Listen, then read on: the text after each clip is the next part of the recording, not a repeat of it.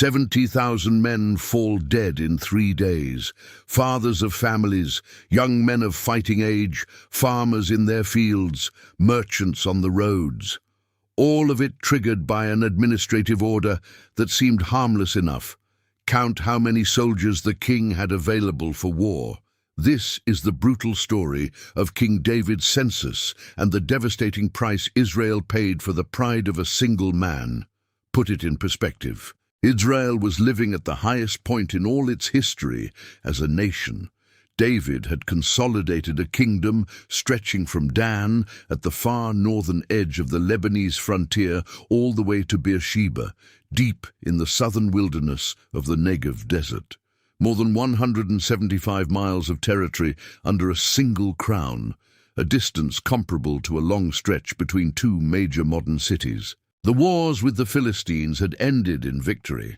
The Ammonites had been defeated, the Arameans reduced to submission. Edom, Moab, and parts of Syria were paying heavy tribute to the throne of Jerusalem. For the first time in generations, the borders were relatively secure, and the royal treasury overflowed with the spoils of war.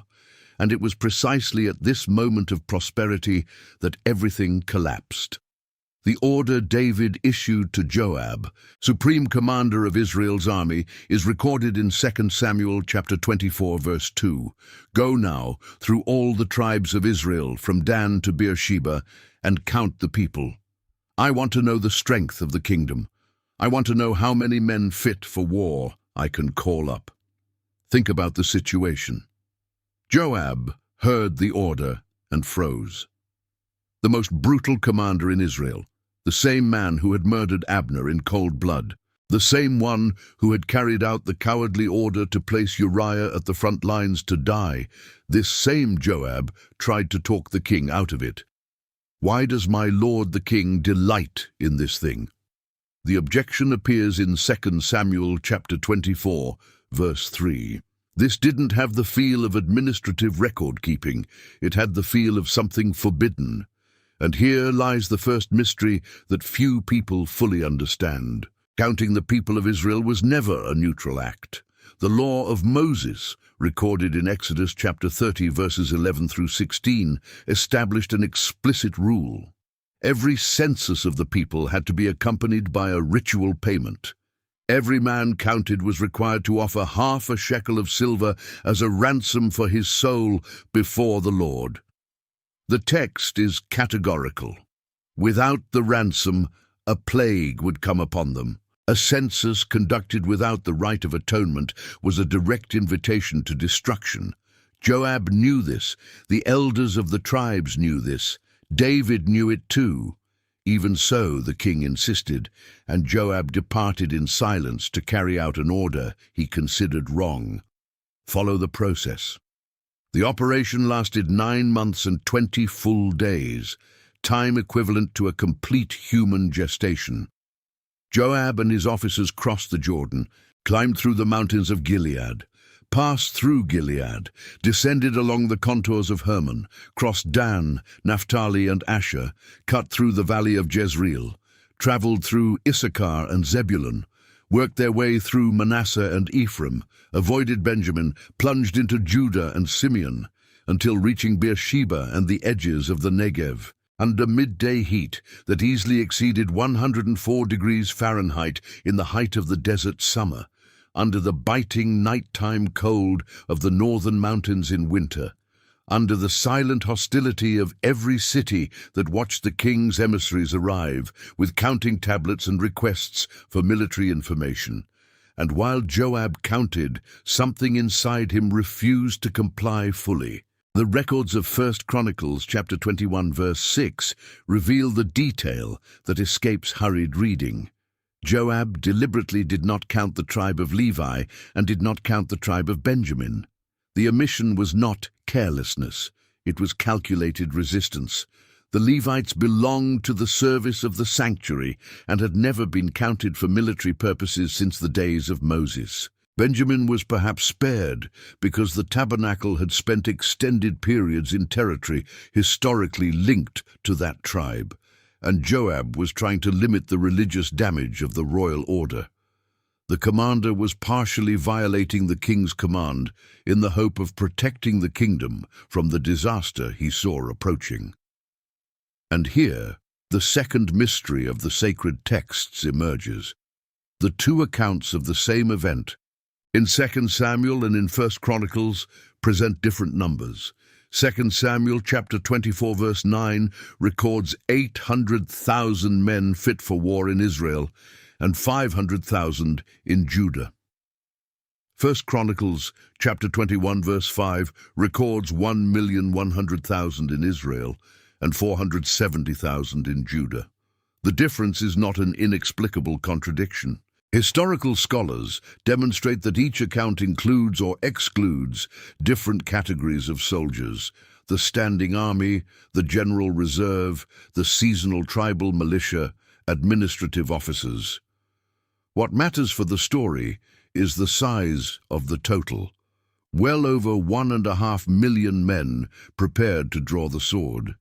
A staggering number for a small Levantine kingdom 1,000 years before Christ. A military contingent larger than the active army of many modern nations, and a number that fed precisely the spiritual problem hidden at the heart of the census. Consider the theological challenge. The original purpose of the census, according to Mosaic law, was to acknowledge that every life among the people belonged to God and required a ransom paid by Israel itself to its true king. The purpose of David's census was exactly the opposite. It was to acknowledge that every life among the people belonged to the earthly king and expressed the strength of his throne. It was counting the army the way someone counts coins in a vault. It was trading trust in divine providence for trust in the numerical superiority of troops.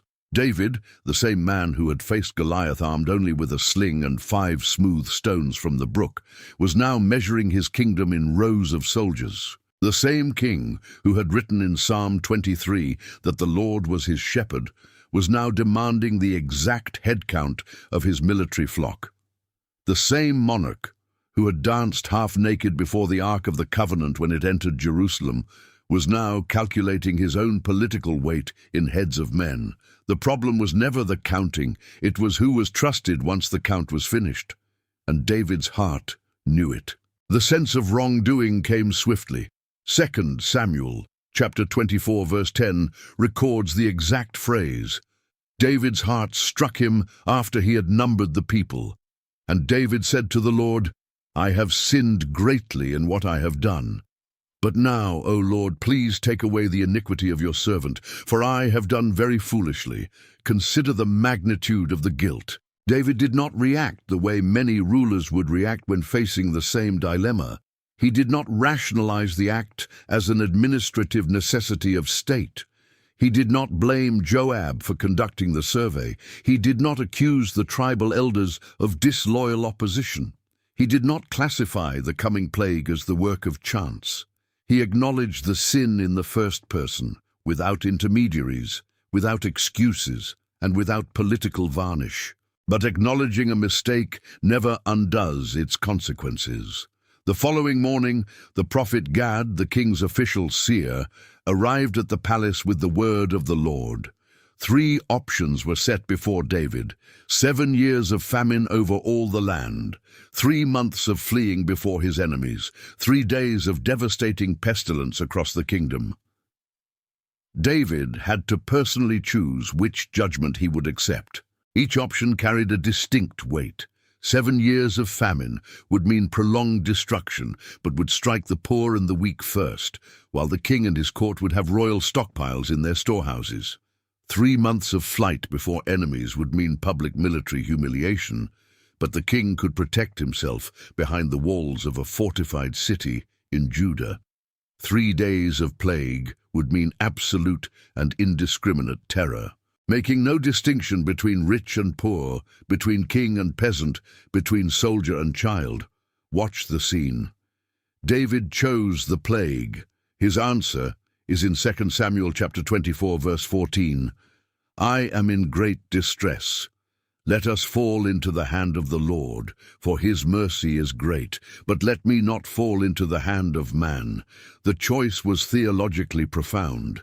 David preferred to surrender directly to divine judgment, even the most brutal and swift form of it, rather than fall into the grip of a slow famine or the public shame of pagan armies mocking Israel's defeat. He trusted that mercy still existed within the wrath. He wagered that direct judgment from God would be less cruel than judgment mediated through men. But the plague would come with a force even he had not expected to feel. 3 days. The plague began in the morning. The biblical records are economically brief on clinical details, but historical studies of ancient epidemics in the Middle East suggest symptoms consistent with bubonic plague, or a fulminant form of infectious disease transmitted with unusual violence. Those infected developed high fever, unbearable headaches, vomiting, and within hours the characteristic black swellings appeared in the groin and the armpits. In populations with no prior immunity and no access to any effective treatment, the historical mortality of comparable diseases easily exceeds 50% of those infected within 72 hours. 70,000 men fall dead in just 3 days. Think in human scale. 70,000 dead is equivalent, in population proportion, to practically the entire adult population of a mid-sized modern city being wiped from the map in 72 hours. It equals nearly 15% of all adult males in Israel at that time. Almost 1 in every 7 men of military age, falling simultaneously across all the tribes, in all the cities, in all the villages of the kingdom. Consider the human details. The narrow streets of Jerusalem filled with piercing cries. Women covered their faces with torn veils as they dragged bodies out of small, suffocating houses. Fathers ran down packed dirt paths, carrying sick children in their arms, searching for medical help that simply did not exist. Rabbis and priests circulated among the sick without knowing whether to pray for miraculous healing or for the quick death that might cut short the suffering. Fields of wheat ripened under the sun with no hands left to harvest them. Flocks of sheep wandered the hillsides with no shepherds. The tents of the semi-nomadic families of the south filled with continuous mourning. The terraced fields on the northern mountains sat frozen in the middle of their daily work. In every village of the 12 tribes, in every house, in every military encampment, the same scene of horror repeated itself. And the worst was still to come. On the 3rd day, as recorded in 1 Chronicles chapter 21, verses 15 and 16, David looked up and saw. The angel of the Lord stood between earth and heaven, with a drawn sword in his outstretched hand, stretched over Jerusalem, the capital of the kingdom, the spiritual heart of Israel, the city of the Ark of the Covenant, of the tabernacle of the throne anointed by Samuel. On the verge of being struck by the same destruction that had already swept the country from north to south, the angel had stopped at one very specific place. Over the threshing floor of Araunah the Jebusite, also called Ornan in the Chronicles account, an ordinary agricultural work site, an elevated platform of flat stone where farmers threshed wheat, separating grain from chaff through the natural wind. A typical threshing floor of that period measured between roughly 1,000 and 1,600 square feet of usable space, about the size of a modern basketball court.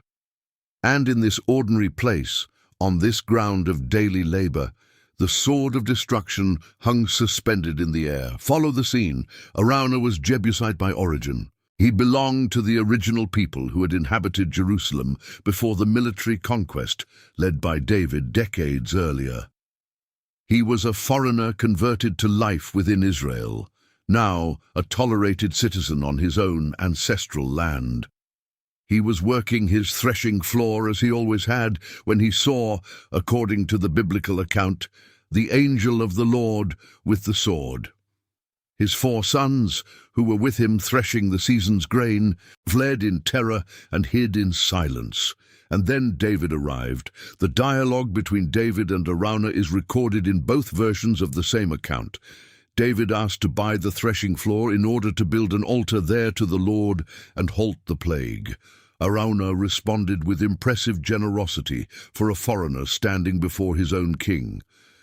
"Let my lord the king take and offer what seems good to him.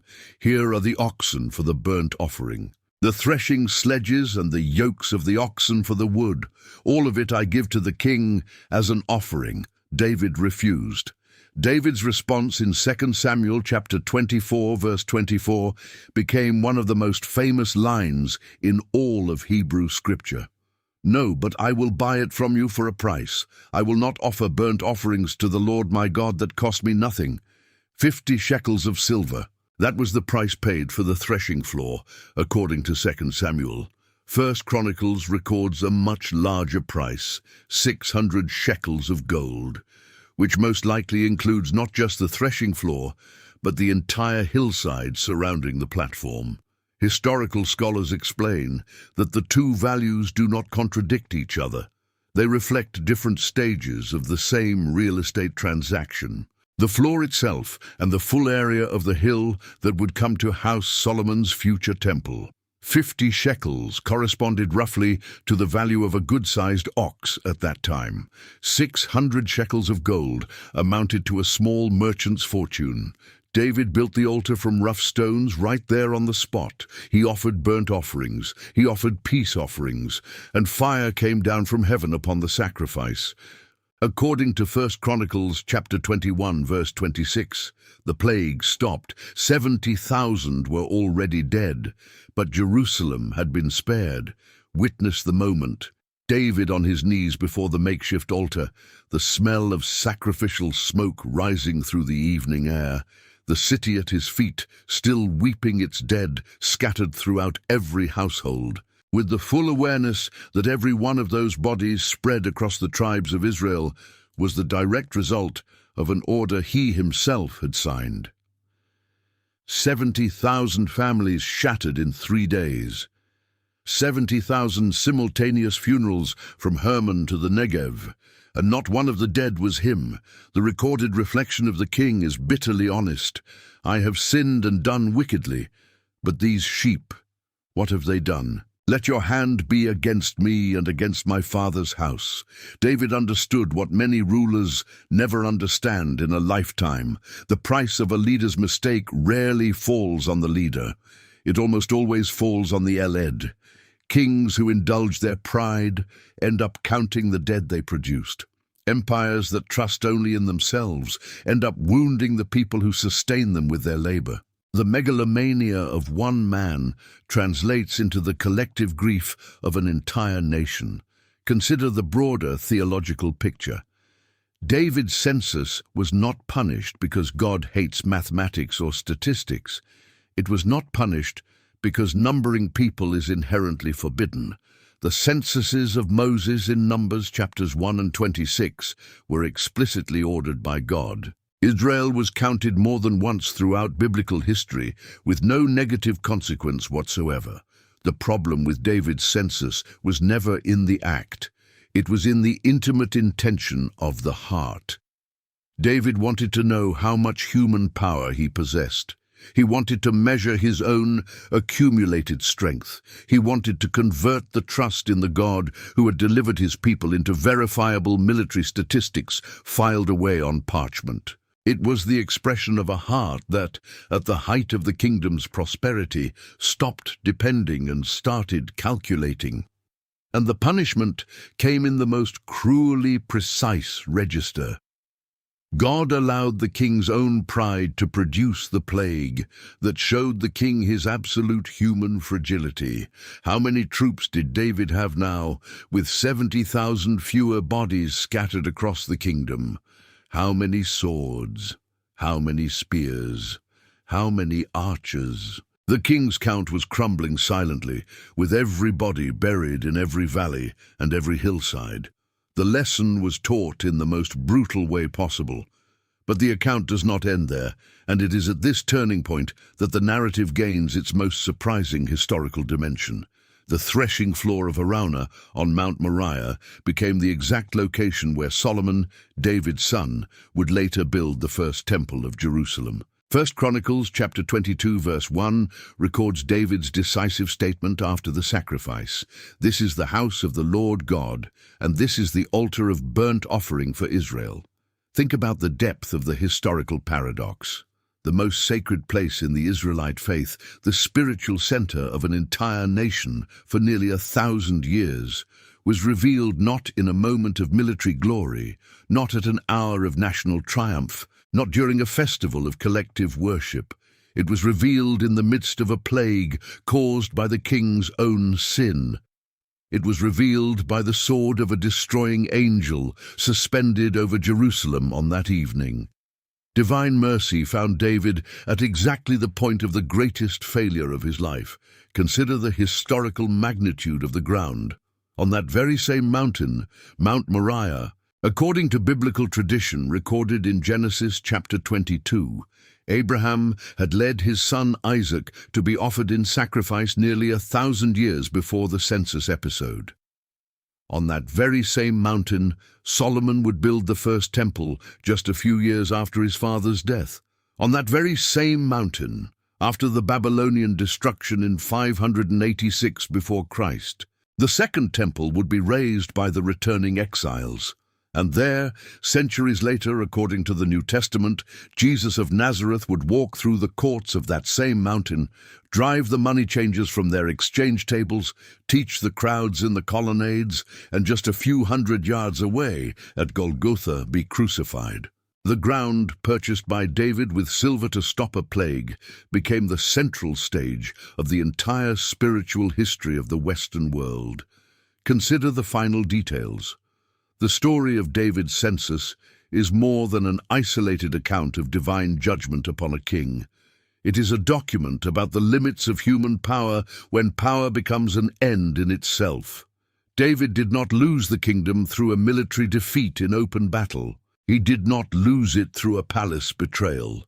He did not lose it through an unexpected foreign invasion. He lost 70,000 men because of a decision made in the privacy of the palace, when he believed that knowing the strength of the kingdom was the same thing as possessing that strength. The count he ordered to be taken was ultimately turned against him, and at this point, the biblical narrative ceases to be merely the record of another people in another time. Every modern nation counts its armies. Every corporation counts its resources.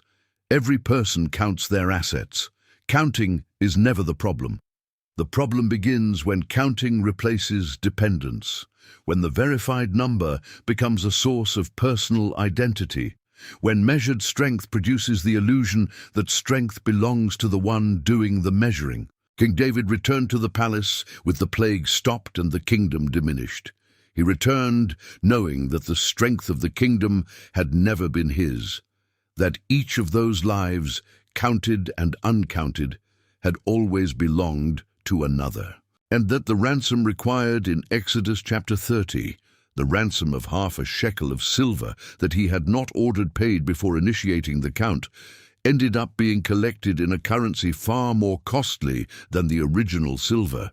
It was collected in lives, 70,000 lives, 70,000 families, and upon that ground purchased at the price of silver and gold, there rose in the centuries that followed the most revered place in the ancient world, as if providence itself had transformed the point of one king's greatest human failure into the point of one civilization's greatest divine encounter, as if each of those 70,000 dead had, without ever knowing it, helped mark the exact location where mercy would one day meet humanity in centuries still to come. The dead of David's census never knew what they were contributing to build. David himself would never see the temple raised by his son, but the mark of that plague remained in the ground, in the stone of the mountain, in the memory of an entire nation. And to this day, Millennia later, pilgrims from around the world visit that mountain without knowing they are standing on the exact spot where a proud king, an angel with a sword, and a Jebusite farmer came together for the last time around an account that should never have been taken. The story of David's census is the story of how one man's pride produced the most sacred place of a faith, and of how, amid the grief of 70,000 families, there remained a scar in the earth so that no generation would ever forget the true price of wanting to count that which never belonged to the counter.